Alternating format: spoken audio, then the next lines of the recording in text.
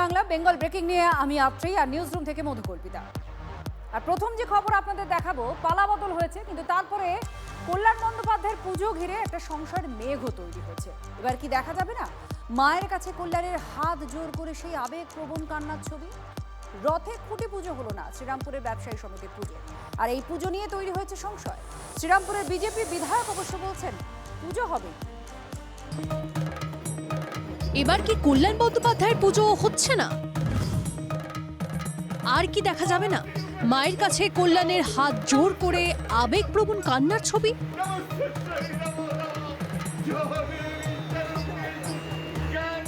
এইসব প্রশ্ন উঠছে কারণ প্রতি বছর রথের দিন নিয়ম মেনে খুঁটি পুজো হয়, কিন্তু ২৬-এ রাজ্যে পালাবদলের পর সেই সব চিহ্ন মাত্র নেই। দুর্গাপুজো আর মাস তিনেক বাকি। কল্যাণের পুজো নিয়ে তেমন উদ্যোগী চোখে পড়ছে না। শ্রীরামপুরের ৫ ও ৬-এর পল্লী গোষ্ঠী ও ব্যবসায়ী সমিতির পুজো অন্যতম প্রাচীন পুজোগুলির মধ্যে একটা। RMS ময়দানে ধুমধাম করে এই পুজো হয় প্রতি বছর। ২০০৯ সালে শ্রীরামপুরের সাংসদ হওয়ার পর সেই পুজো কার্যত বগল দাবা করে নেন কল্যাণ। ব্যবসায়ীদের পুজো স্বাভাবিকভাবেই সাংসদের পুজো নামে পরিচিতি পায়। মুম্বাই থেকে শিল্পীদের নিয়ে এসে চলত সাংস্কৃতিক অনুষ্ঠান, ভিড় উপচে পড়ত। কয়েক লক্ষ টাকা বাজেটে মণ্ডপ সজ্জাও ছিল অন্যতম আকর্ষণ। পুজোর কদিন বসত চাঁদের হাট। অন্যান্য বছর রথের দিন খুঁটি পুজো করে মণ্ডপ তৈরির সূচনা করতেন সাংসদ কল্যাণ বন্দ্যোপাধ্যায়, কিন্তু এবছর থিম ঘোষণা হয়নি, মাঠে পড়েনি বাঁশও, অথই জলে উদ্যোক্তারা। উনি বলছে রাজনীতির দল না, রাজনীতির দল না, তাহলে এই বছর করছে না কেন? এবছর কি সবকিছু শেষ হয়ে গেল হঠাৎ? রাজনীতির দল নেই তাহলে উনি কি এমএলএ নেই? এবারে এমপি নেই, উনি রাজনীতির দল ছিল বলেই উনি ছিলেন।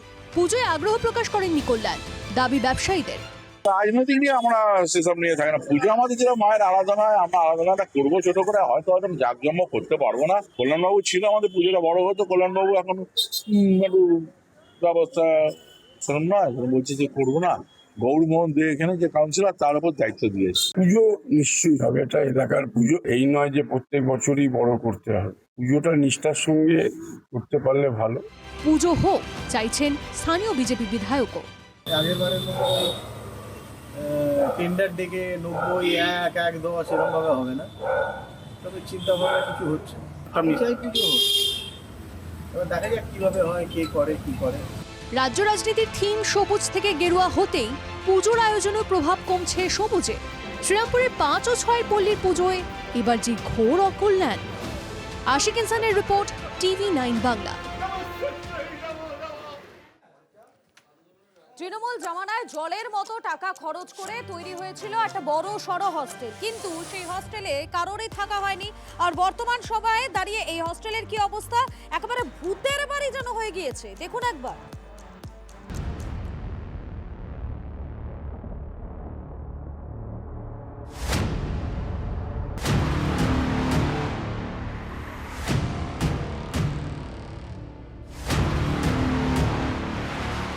দু ২০১৪ তৃণমূল সরকারের অনগ্রসর শ্রেণী কল্যাণ দপ্তরের অধীনে ঘটা করে তৈরি হয়েছিল এটি। শিলদা চন্দ্রশেখর মহাবিদ্যালয়ে আদিবাসী পড়ুয়াদের জন্য ১০০ বেডের হস্টেল। উদ্দেশ্য ছিল জেলার দূর দূরান্ত থেকে আসা আদিবাসী পড়ুয়ারা যাতে নির্বিঘ্নে এই হস্টেলে থেকে পড়াশোনা করতে পারেন। কিন্তু উদ্বোধনী সার, হস্টেলের তালা আর খোলেনি, কোনো দেখভাল পর্যন্ত হয়নি। এখানে খুলে দিলে অনেক ছাত্রছাত্রী আবার নতুনভাবে ভর্তি হতে পারবে। হোস্টেলের স্টুডেন্ট সংখ্যাটা এখন আগের তুলনায় অনেকটাই কমে গেছে। সেই হোস্টেলটা শুরু হওয়ার পর থেকে তাহলে অনেক স্টুডেন্ট আবার নতুনভাবে ভর্তি হতে পারবে। পানীয় জলের ব্যবস্থা নেই, পানীয় জলের জন্য ব্যবস্থা করে দেওয়া হয়। ছাদ থেকে জল পড়ছে, তাহলে ছাদটি মেরামত করে দেওয়া, এবং ছাদের উপরে গাছ হয়ে লতা পাতা জমে গিয়েছে, সেগুলি যেন প্রিন্সিপাল স্যার দয়া করে পরিষ্কার করে দেন। শিলদা এলাকায় ভালো মেস নেই, যদি এটা চালু হয় তাহলে সবাই এখানে এসে থাকতে পারবে। পড়ুয়াদের অভিযোগ, বছরের পর বছর কোনো পদক্ষেপ করা হয়নি। হোস্টেলটি পড়ে থেকে নষ্ট হয়েছে। বারবার আবেদন নিবেদন করা সত্ত্বেও আগের সরকারের কেউ কোনো কথা কানে তোলেনি। আদিবাসী পড়ুয়াদের প্রতি চরম অবহেলা ও উদাসীনতাই এর জন্য দায়ী। তার মাসুল দিতে হয়েছে। রাজ্যের রাজনৈতিক পালাবদলের পর এখন নতুন আশার আলো দেখছেন পড়ুয়া থেকে শুরু করে অভিভাবকরা। আমাকে কথা দেন যে এই হোস্টেল এইভাবে নষ্ট হতে দেওয়া যাবে না, আমি সেটাকে চালু করে দিই। আশা করি ৩ মাসের মধ্যে আমরা এটা উদ্বোধন করে দিতে পারবো, এবং আমাদের যে আদিবাসী ভাইয়েরা রয়েছে তারা আগামী ৩-৪ মাসের মধ্যে এই হোস্টেলটা তারা ব্যবহার করতে পারবে। বিষয়টি নিয়ে কোনো রাজনীতি নয়, পড়ুয়াদের স্বার্থে দলমত নির্বিশেষে সবার সঙ্গে কাজ করতে তৎপর বিজেপি বিধায়ক। বিগত সরকারের জানি না কি ওদের উদ্যোগে কি সমস্যা রয়েছে জানি না, এমপি সাহেবও রয়েছে, তো ওনাকেও আমি বলবো যে উনিও আসুক। হ্যাঁ, আমরা সে যে পার্টিরই হোক না কেন, যে দলেরই হোক না কেন। বিদ্যুৎ, জল সহ বাকি পরিকাঠামো দ্রুত ঠিকঠাক করার কাজ হচ্ছে। কবে দরজা খুলবে এই হোস্টেলের, এখন অপেক্ষা সেই দিনের। শিলদা থেকে তন্ময় নন্দীর রিপোর্ট, TV9 বাংলা। জিনিস নিজ দায়িত্বে রাখার মতো। রেল লাইন পেরোনোর সময় প্রাণের দায়িত্ব আজকাল মানুষের হাতেই। এটাই যেন অলিখিত নিয়ম হয়ে দাঁড়িয়েছে। কোথাও মানুষজনের নিজেদেরই হুঁশ নেই, গেট পড়ে যাওয়ার পরেও লাইন বেরোতে ব্যস্ত, আবার কোথাও গেটেরই নামগন্ধই নেই, ঝুঁকি প্রতিপদেই।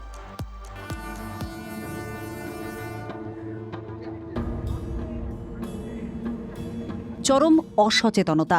তারকেশ্বর শহরের মধ্যে তিনটে রেলগেট প্রহরীবিহীন, সেখানে ঝুঁকি নিয়েই অবাধে যাতায়াত চলে।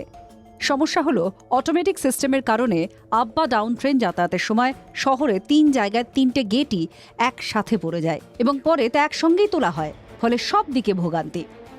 আমাদের হাফ টাইমটাই কেটে যায় রেলগেটে দাঁড়িয়ে দাঁড়িয়ে, একসাথে 3টে রেলগেট একসঙ্গে পড়ে, যাতে করে টাইমটা নষ্ট হয়। এখানে 8 ঘন্টা 40 মিনিট তো কোনো কথাই হবে না। আপ ডাউন এভাবে আটকে থাকলে খুব অসুবিধার মধ্যেই পড়ে।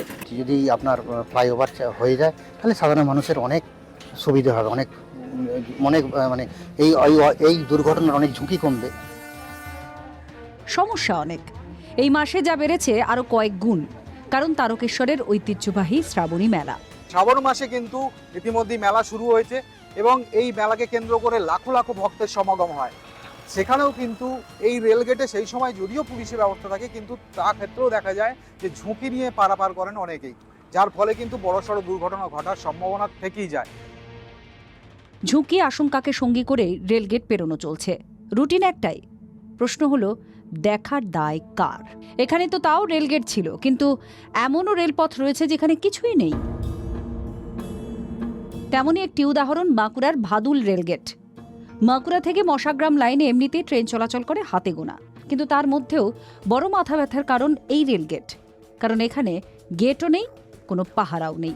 কোনো গার্ড নেই, রেলের কোনো ব্যবস্থা নেই, কোনো নিরাপত্তা রক্ষে রাখা হয়নি যে মানুষকে পারাপার করতে। ওটাই ঝুঁকি, যে কোনো মুহূর্তে অ্যাক্সিডেন্ট হতে পারে।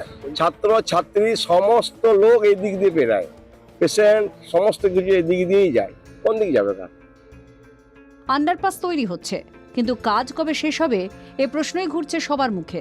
এটা নিয়ে আমাদের নজরে রয়েছে। আমরা যত দ্রুত সম্ভব ময়রাবান আন্ডার বাইপাস যে কাজটা, এটা কমপ্লিট হয়ে গেলেই এটা ওই দিকে আর কোনো যাওয়া আসার কোনো রাস্তা থাকবে না, রাস্তাটা ময়রাবান আন্ডারপাস হয়ে ঘুরে যাবে।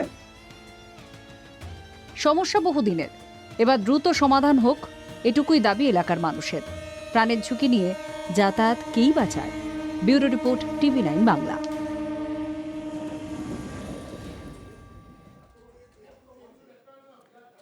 কাজের শুরু আছে কিন্তু শেষ নেই। তৃণমূল জামানায় এমন অভিযোগ কিন্তু ভুরি ভুরি পাওয়া গিয়েছে, আর যার মাসুল দিতে হচ্ছে কাদেরকে?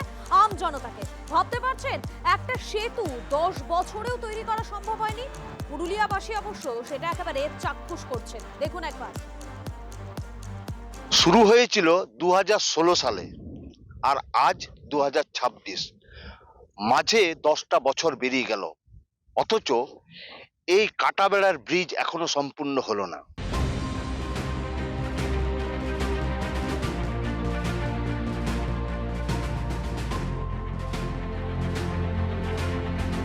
অনেক আন্দোলন করার পরেও আমরা কেবলমাত্র প্রতিশ্রুতি পেয়েছি, বিনিময়ে কোনো কাজ পাইনি। আমরা এখানে সামনে যে নিদর্শন দেখতে পাচ্ছেন, 1 বছর দ্রুত গতিতে কাজ চলা পরেই মাঝপথে সেতুর কাজ থমকে যায়। তারপর আমরা বিভিন্ন জায়গাতে দরবার করেছি, কিন্তু কোথাও কোনো আর সুরা হয়নি। পুরুলিয়া 1 নম্বর ব্লক ও আরশা ব্লকের মাঝ দিয়ে চলে গেছে কাঁসাই নদী। সেখানে একটি পাকা সেতুর দাবি বহুদিনের, কিন্তু বাসিন্দারা পেলেন কি? কিছুই না। 2016 সালে নদীর ওপর একটি সেতু তৈরির সিদ্ধান্ত নেয় তৎকালীন তৃণমূল সরকার। সেতুর জন্য 9 কোটি 24 লক্ষ টাকা বরাদ্দও হয়েছিল। নদীর পাড়ে পিলার তৈরি শুরু হওয়ার পরই কাজ বন্ধ হয়ে যায়। 10 বছর পরও হাল এক, সেতুর কাজ আর এগোয়নি। যেহেতু আমাদেরকে যাতায়াত করতে হবে, তাহলে এই জন্য আমরা নিজেদের জীবন জীবিকার স্বার্থে আমরা এখানে স্বেচ্ছাশ্রমে আমরা এই বাঁশের সাঁকোটা তৈরি করি। এটাতে আমাদের ঝুঁকিপূর্ণ হলো, কিন্তু কোনো উপায় নেই। সমস্যার সমাধান দুরস্ত, কোনোদিন কানেই তোলেনি তৎকালীন তৃণমূল সরকার। অভিযোগের পাহাড় এলাকায়। রাজ্যে পালা বদলের পর এখন নতুন সরকারের দিকে তাকিয়ে এলাকাবাসী। ইতিমধ্যে বিধায়ক জলধর মাহাতো বিষয়টি নিয়ে তৎপর। আমি এই বিষয়ে পিডব্লিউডির যে মন্ত্রী, ওনার সাথে দেখা করেছি। বাসের সেতু দিয়ে মানুষ পারাপার করছে জীবনের রিস্ক দিয়ে, সেই ছবি সমেত আমি দেখাইছি মন্ত্রীকে। মন্ত্রী আমাকে বলেছে যে যত তাড়াতাড়ি পারি এই বর্ষাটার পরে হয়তো উনি ভিজিট টিম পাঠাবে। আমাকে বলেছে যত তাড়াতাড়ি পারি আমি এইটার বিষয়ে দেখছি। এই এলাকার 3-4টি গ্রামের বাসিন্দারা আশায় বুক বেঁধেছে। কতদিনে কাজ শুরু হয় সেটাই এখন দেখার। এদিকে পূর্ব ও পশ্চিম মেদিনীপুরের সংযোগকারী দুর্বাচটি খালের হাল দেখছেন। সেতু বাঁচাতে এখন জোর কদমে চলছে পানা সরানোর কাজ। আর উপায় বাকি, এতদিন কিছুই হয়নি। তৃণমূল জামানায় খাল পরিষ্কারের নজর দেওয়া হয়নি বলে অভিযোগ। এখন কজবের একদিক কচুরি পানায় ঠাসা, ফলে জল দ্রুত সাফসুতরা না করা হলে বিপদ আসন্ন। Bureau report, TV9 Bangla. জল জীবন নয়, কেশপুরের সিদ্ধেশ্বরীতে জল হয়ে দাঁড়িয়েছে বিপদের আরেকটা নাম। ভরা বর্ষা, শিয়রে সংকট। নদী পেরোনোর বাঁধটুকু পর্যন্ত করে দিতে পারেনি আগের তৃণমূল সরকার। আর অভিযোগ, আবেদন নিবেদন বহু করেছেন কিন্তু কিছুই কাজ দেয়নি। শুধু বছরের পর বছর পাল্লা ভারী হয়েছে সমস্যায়।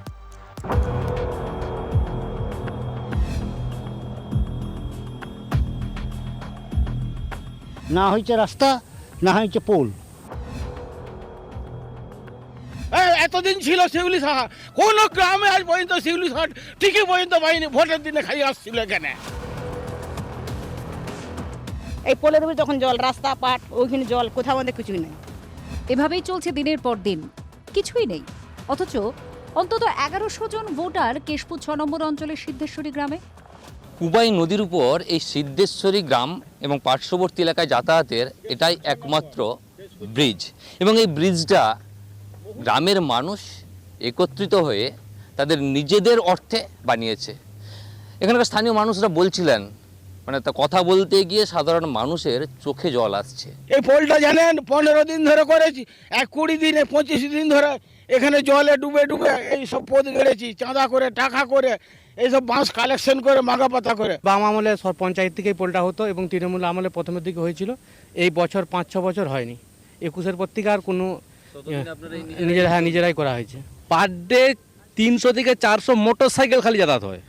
তাহলে আপনারা ভাবুন কত লোক যায়। তৃণমূলের ব্যাপারে আবার এই বাঁশ পোলটুকু, এই রকম পোলটুকুকে নিজের দিকে মানে ভিক্ষা করে, এমনকি নিজের দিকে খরচা দিয়ে করতে হয়। তৃণমূল সরকারের কানে পৌঁছয়নি গ্রামের মানুষের আর্তনাদ। দাবি দেওয়া পূরণ তো দূরের কথা, অভিযোগ উল্টে চোখ রাঙানির মুখে পড়তে হয়েছিল। যখনই বলতাম তখনই সে বলতো যে হচ্ছে যে তোমাদের কি ওইটা ছাড়া আর কোনো কথা নেই। পঞ্চায়েতের সদস্য প্রধান তখন বলতো ওইটা ছাড়া, হ্যাঁ থামিয়ে দিত, চোখ দেখিয়ে থামিয়ে দিত। এই পোলটারও বলছে পোলটা হয়ে গেছে। একটা কাকিমা বলছে যে পোলটা বাগাও না, বলছে পোলটার উপরে শুয়ে পড়ুন, তাহলে পোল বাগানো হয়ে যাবে, এরকম কথা বলছে পঞ্চায়েতের। হ্যাঁ পঞ্চায়েতের ক্ষোভ জমতে জমতে পাহাড়, তারই বিস্ফোরণ এতদিনে ক্যামেরার সামনে। এবার প্রশ্ন একটাই, বর্তমান সরকার কবে তাদের দিকে নজর দেবে? কথা দিচ্ছি, সরকার আমার মাননীয় শুভেন্দুজির কাছে আমরা এটি পাঠাবো, যাতে করে তাড়াতাড়ি করে এই পোলটি নির্মাণ হয়। অন্যদিকে দুর্ভোগের শেষ নেই সবংয়েও। টানা বৃষ্টিতে জল বেড়েছে কেলেঘাইয়ে। ফল ভুগতে হচ্ছে 13 নম্বর বিষ্ণুপুর অঞ্চলের 2টি গ্রামের মানুষকে। এলাকার প্রাক্তন বিধায়ক মানস ভূঁইয়ার বিরুদ্ধে ক্ষোভের শেষ নেই।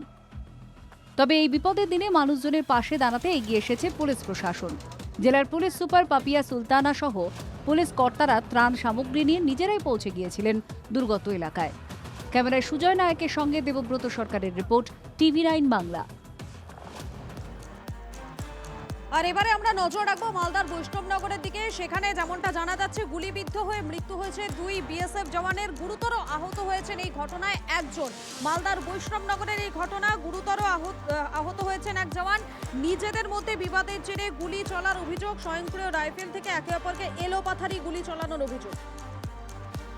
3 BSF জওয়ানকে লক্ষ্য করে এলো পাথারি গুলি, স্বয়ংক্রিয় রাইফেল দিয়ে খুব কাছ থেকে গুলি করা হলো এবং গুলিতে ঝাঁঝরা 2 BSF জওয়ান, তাদের সঙ্গে সঙ্গে ঘটনাস্থলে মৃত্যু। এছাড়াও গুলিবিদ্ধ হয়ে আশঙ্কাজনক অবস্থায় এই মুহূর্তে মালদা মেডিকেল কলেজ হাসপাতালে ভর্তি হয়ে রয়েছে আরও একজন BSF জওয়ান, এবং তাদেরকে গুলি চালিয়েছে তাদেরই সহকর্মী আরও এক BSF জওয়ান। এই নিয়ে রীতিমতো শোরগোল পড়ে গেছে মালদার বৈষ্ণবনগরে। এবং বৈষ্ণবনগরের ভারত বাংলাদেশ সীমান্ত সংলগ্ন এলাকাতে এই বিএসএফ জওয়ানদের মধ্যেই অভ্যন্তরীণ বিবাদ বলেই জানা যাচ্ছে। ইতিমধ্যেই বিএসএফ তো রয়েছেই, ঘটনার তদন্ত শুরু করেছে পুলিশও।